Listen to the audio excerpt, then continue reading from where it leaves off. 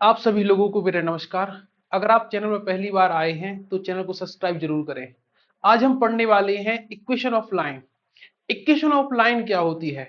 दरअसल एक ऐसी इक्वेशन जो उस लाइन पर स्थित हर एक पॉइंट से सेटिस्फाई होती है, उसको हम बोलते हैं इक्वेशन ऑफ लाइन। अब हम इसको डिटेल में समझते हैं कैसे होता है। सबसे पहले हमें जानना पड़ेगा स्लोप क्या होता है।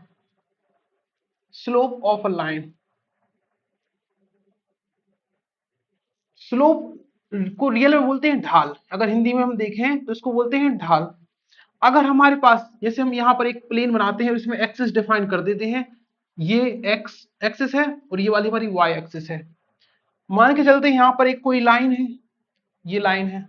हम इस लाइन पर दो पॉइंट ले लेते हैं, एक इस तरफ, ये यहाँ पे ले लिया। इसको नाम दे देते हैं x1 y1 और इसको दे देते हैं x2 y2। ये हमने दोनों पॉइंट्स के कोऑर्डिनेट हमने यहाँ पर बना दिए। अब जो स्लोप होता है, जैसे मान के चलो यहां पर ये एक ट्राइंगल है और यहां पर जस्ट दूसरा ट्राइंगल है, कुछ इस प्रकार से, थोड़ा सा इससे बड़ा है, लेकिन ये एंगल दोनों में सेम है, यहां पर भी थीटा, यहां पर भी थीटा। तो यहां पर क्या होगा, ये जो चढ़ाई दिख रही है आपको, यही इसकी कहलाती है स्लोप। अब ये जो स्लोप है, देखो दोनों में एक जैसी चढ़ाई होगी, भले ये ट्राइंगल बड़ा है, ये ट्राइंगल छोटा है, क्योंकि यहां पर इस परपेंडिकुलर और ये बेस, परपेंडिकुलर और बेस, इनका रेशियो सेम रहेगा। तो जो स्लोप होता है वो दरअसल परपेंडिकुलर और यहाँ परपेंडिकुलर और बेस का रेशियो होता है। अगर हम यहां पर देखें तो यहां से हम कुछ इस प्रकार से लाइन खींचते हैं और कुछ इस प्रकार से खींचते हैं, तो यहां पर एक हमें राइट एंगल ट्राइंगल मिलेगा। अगर हम इसमें इस थीटा की कैलकुलेशन कर लेते हैं, इसकी गणना कर लेते हैं, तो हमें पता चल जाएगा इसका स्लोप क्या है। तो स्लोप रियल में हमारा किसी भी लाइन का वो टेन थीटा ही होता है, कि वो जो लाइन है वो पॉजिटिव एक्सिस, यहां से अगर देखो तो यहां पर भी थीटा होगा। जो लाइन है वो पॉजिटिव एक्स एक्सिस के साथ जो भी एंगल बनाती है, उसकी टेंजेंट को ही हम उस लाइन का स्लोप बोलते हैं। अगर हम देखें तो ये जो पॉइंट है, ये होगा हमारा, यहां से देखें तो यहां से अगर हम इस तरह यहां तक जाएंगे तो ये होगा हमारा x1, सॉरी ये हमारा होगा y1, यहां पे रहेगा तो ये रहेगा y1। ये हम अगर ऊपर देखते हैं तो ये, और अगर हम x डायरेक्शन में जाते हैं तो ये होता है हमारा x2, ये हो जाएगा x2 y1। अगर हमें ये लाइन निकालनी हुई, ये लाइन कितनी लंबी होगी, तो इसके लिए हम क्या करेंगे, हम डिस्टेंस फॉर्मूला लगाएंगे, तो ये हो जाएगी हमारी भाई y2 - y1, y2 - y1। यहां से हम देखेंगे इसकी गणना करेंगे तो हमें इस यहां से इतने में से इसको माइनस करना पड़ेगा, तो ये हो जाएगा x2 - x1, ये हमारे हो जाएंगे। अगर हम टेन थीटा निकालते हैं तो ये हो जाएगा y2 - y1 upon x2 - x1, ये हमारा हो जाएगा टेन थीटा। और इसको ही हम क्या बोलते हैं, लाइन का स्लोप, मतलब इसको हम m से डिनोट करते हैं। तो ये होगा हमारा लाइन का स्लोप। हम लाइन का स्लोप इस प्रकार से निकालेंगे। अब हम बढ़ते हैं इक्वेशन ऑफ लाइन की ओर। हमें इसको एक्स वाई अकेले में लेकर आना है, तो हम इस प्रकार से करेंगे। स्लोप तो आप समझ चुके होंगे कि स्लोप क्या होता है। जस्ट हमें एक कोऑर्डिनेट, ये फॉर्मूला रहेगा स्लोप का, y2 - y1 upon x2 - x1, ये हमें याद रखना है क्योंकि ये टेन थीटा से ही निकलता है। अब हम बनाते हैं इक्वेशन ऑफ लाइन। देखो चाहूं तो मैं आपको इक्वेशन ऑफ लाइन डायरेक्ट याद करा सकता हूं, लेकिन बेसिक जानने का मतलब ये होता है कि वो चीज हमें पूरी क्लियर हो जाती है। तो मान के चलो ये एक लाइन है, यहां पर एक पॉइंट ले लेते हैं हम x, y। यहां पर हम ले लेते हैं एक पॉइंट x1 y1, और यहां पर एक पॉइंट ले लेते हैं x2 y2। ये हमने तीन पॉइंट ले लिए। अब हम देखते हैं, अगर यहां से को आगे बढ़ाते हैं, यहां से आगे बढ़ाते हैं और यहां से आगे बढ़ाते हैं, तो ये एंगल भी थीटा होगा, ये एंगल भी थीटा होगा और ये एंगल भी थीटा होगा।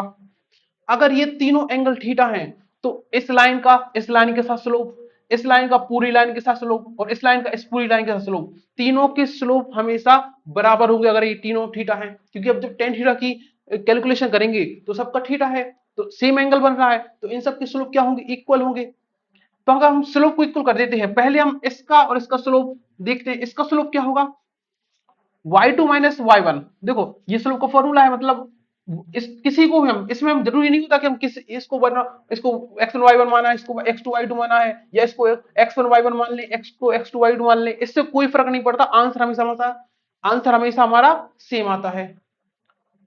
तो यहां पर हम क्या करेंगे, y2 माइनस y1, तो यहां से y माइनस y1 की वैल्यू क्या है, y1 है, अपॉन x2 मतलब x हो जाएगा, माइनस x1 हमारा x1 है, इज इक्वल टू इस लाइन का स्लोप भी बराबर होगा, इन इन दोनों के स्लोप को बराबर कर देते, यहां पर इसको ही y2 मान लेते हैं, तो ये हो जाएगा y2 minus y2 minus y1 upon x2 minus x1। हमें इस क्वांटिटी को ट्रांसपोज करना, तो ये क्वांटिटी मल्टीप्लाई में चली जाएगी, y minus y1 is equal to y2 minus y1 upon x2 minus x1, और इनटू में हो जाएगा ये x माइनस x1। तो जो ये फॉर्मूला निकल कर आया है, ये हमारा है इक्वेशन ऑफ लाइन, ये हमारी क्या है, इक्वेशन ऑफ लाइन। तो हम इस फॉर्मूले को साइड में लिख लेते हैं, हमेशा हमें इसी का यूज करना है।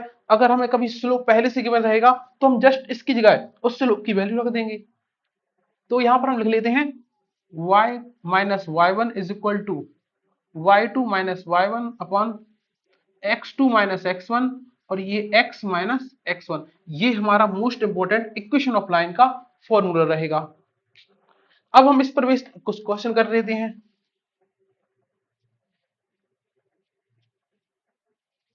यहां पर मैंने कुछ टाइप्स कवर किए हैं ताकि आपको पूरी क्लियरेंस हो सके। तो फर्स्ट क्वेश्चन करते हैं, इसमें हमें दोनों पॉइंट दिए हुए हैं और हमें इक्वेशन ऑफ लाइन पता करनी है। तो जस्ट हमें सिर्फ वैल्यूज पुट करनी है। हम देखो किसी को भी इसको x1 y1 मान ले या इसको x1 y1 मान ले, ठीक है, इनमें जरूरी नहीं हम अरेंज मतलब ऑर्डर के according x1 y1 x2 y2 नाम देंगे, हम किसी को भी नाम देंगे। चलो हम मान लेते इसको x1 y1 ये वाला है और ये हमारा x2 y2 वाला है।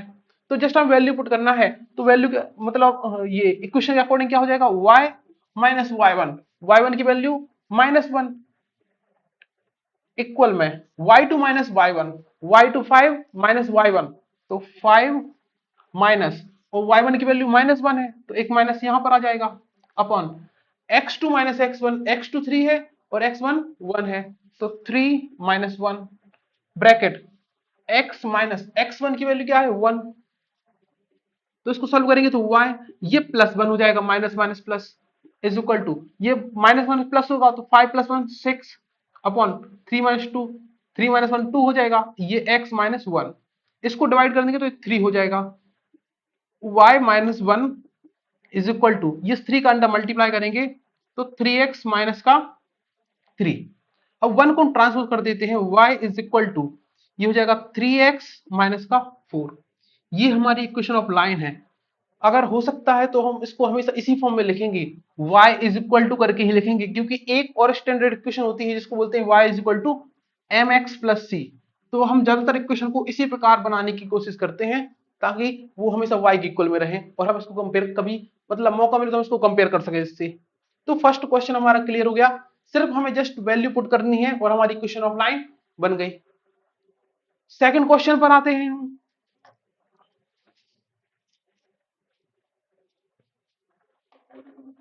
तो जस्ट एक बार इसको चेंज कर देते हैं, ठीक है, इसको हम x1 y1 मान लेते हैं, क्योंकि इसमें हमारा जो आंसर होता है वो कभी चेंज नहीं होता। आप चाहो तो आप इसको x2 y2 आप इसको बदल के देख सकते हैं और आंसर निकाल के देख सकते हैं, आंसर हमें सेम आएगा।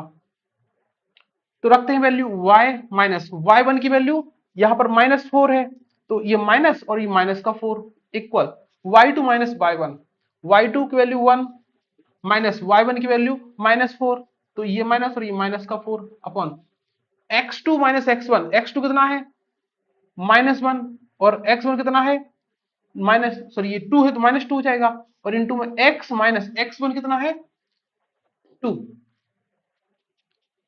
तो इसको सॉल्व करते हैं, y plus 4 is equal to, ये हो जाएगा हमारा, ये प्लस हो जाएगा तो 4 + 1 5 अपॉन माइनस का 3, ये हो जाएगा हमारा x माइनस 2। इसको क्रॉस मल्टीप्लाई कर देते हैं या फिर इस ठीक है क्रॉस मल्टीप्लाई, माइनस का 3y माइनस का 12 इज इक्वल टू, ये हो जाएगा 5x माइनस का 10। इसको उस तरफ ट्रांसफर कर दी, माइनस का 3y इज इक्वल टू ये हो जाएगा हमारा 5x। ये जब माइनस उस तरफ जाएगा प्लस का 12 हो जाएगा, तो प्लस का 12 माइनस का 10 प्लस का 2 बचेगा। इसको इस 3 को ट्रांसफर कर देते हैं, y इज इक्वल टू हो जाएगा माइनस 5/3 x माइनस का 2/3। ये हमारी इक्वेशन ऑफ लाइन हो जाएगी। तो इस प्रकार से हम जस्ट, अगर हमें फॉर्मूला याद है तो मात्र हमें वैल्यू रखनी है और हमारी इक्वेशन लाइन आ जाती है। नेक्स्ट क्वेश्चन पर आते हैं।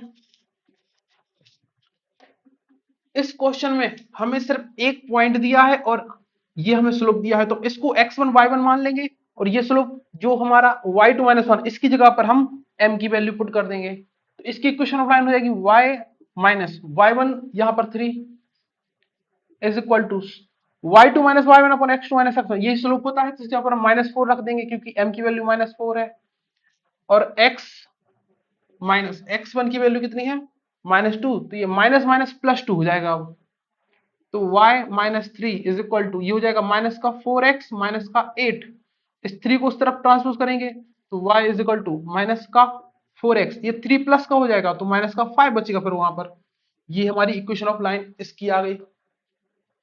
नेक्स्ट क्वेश्चन देखते हैं जो कि इंपॉर्टेंट है। यहां पर आपको एक दो चीजें और सीखने मिलेंगी।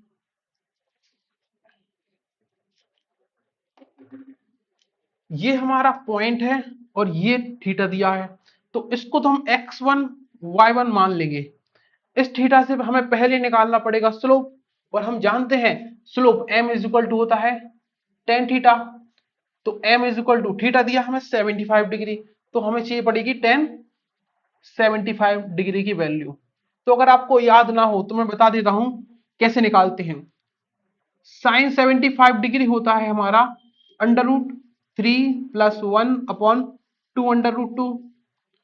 कॉस 75 डिग्री होता है √3 माइनस 1 अपॉन 2 √2।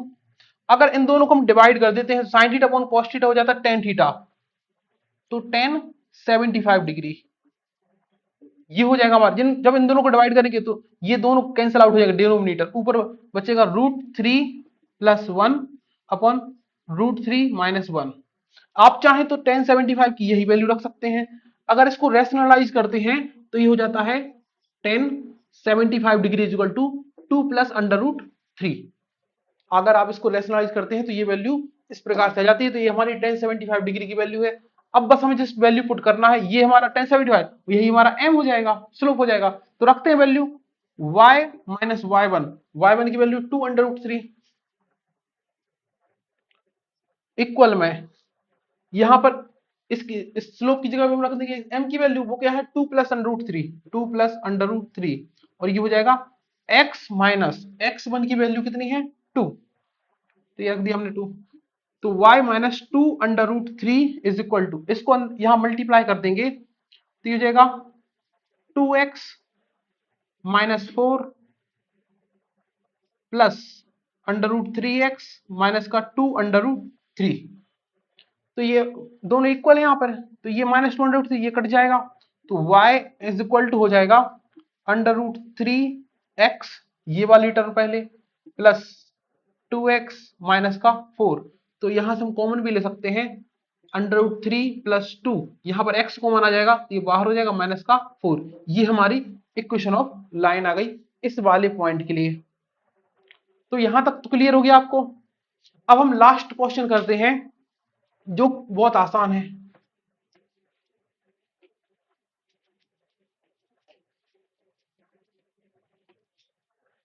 ये जो लास्ट क्वेश्चन है इसमें हमें एक ट्राइंगल दिया है, ट्राइंगल के तीनों वर्टेक्स दिए हैं और हमें ये आर एम जो कि मीडियन है इसकी हमें इक्वेशन ऑफ लाइन पता करनी है। तो पहले हम देखो, ये मीडियन जो होती है वो सामने वाली साइड को दो इक्वल पार्ट्स में डिवाइड कर देती है, मतलब ये एम जो है पी और क्यू को मिड पॉइंट होगा। तो हम सबसे पहले इसके पॉइंट निकाल लेंगे कौन से होंगे। तो इन दोनों को जोड़ना है, देखो x इन दोनों को जोड़ना है तो 2 - 2/2 कर देना है, तो ये 2 - 2 जीरो हो जाएगा, तो ये तो जीरो हो गया। फिर 1 + 3/2, तो ये कितना हो जाएगा 4/2, मतलब ये वाला हो जाएगा 2। तो इसके जो कोऑर्डिनेट्स होंगे वो हो जाएंगे 0 और 2। और बस अब आप इन दोनों पॉइंट के लिए किसी को भी x1 y1 और किसी को भी x2 y2 मान के आप इनमें वैल्यूज रख के इक्वेशन ऑफ लाइन निकाल सकते हैं। तो हम सपोज करो इसको मान लेते हैं, इसको x1 y1 मान लेते हैं और इस वाले को x2 y2 मान लेते हैं। तो रखते हैं वैल्यू y माइनस y1 की वैल्यू 5 इक्वल में y2 माइनस y1 है हमारा 2, y1 है हमारा 5, तो 2 minus 5 upon x2 minus x1 है 0 और x1 है 4, तो 0 माइनस 4 और x माइनस x1 हमारा कितना है 4, तो y माइनस का 5 इज इक्वल टू, यहां बचेगा माइनस का 3 और नीचे माइनस का 4, x माइनस का 4, माइनस से माइनस कैंसिल आउट, 4 का यहाँ मल्टीप्लाई, 4y माइनस का 20 is equal to 3x minus का 12 हो जाएगा ये। तो इसको ट्रांसफर कर देंगे तो 4y is equal to 3x, देखो 20 उस तरफ जाएगा प्लस का हो जाएगा, तो प्लस का 20 माइनस को 12 प्लस का 8 बचेगा। अब 4 को डिवाइड कर देते हैं तो y is equal to 3 upon 4x plus 2, ये हमारी इक्वेशन ऑफ लाइन हो जाएगी इस मीडियन की, जो RM जो हमारी मीडियन है इसकी हमारी इक्वेशन ऑफ लाइन हो जाएगी। तो आई होप आप समझ गए होंगे, और जो अगर कभी मैं पॉइंट या स्लोप या थीटा एंगल दिया जाएगा तो इक्वेशन ऑफ लाइन कैसे ड्राइव करनी है ये आप पे अब बन जाएगा।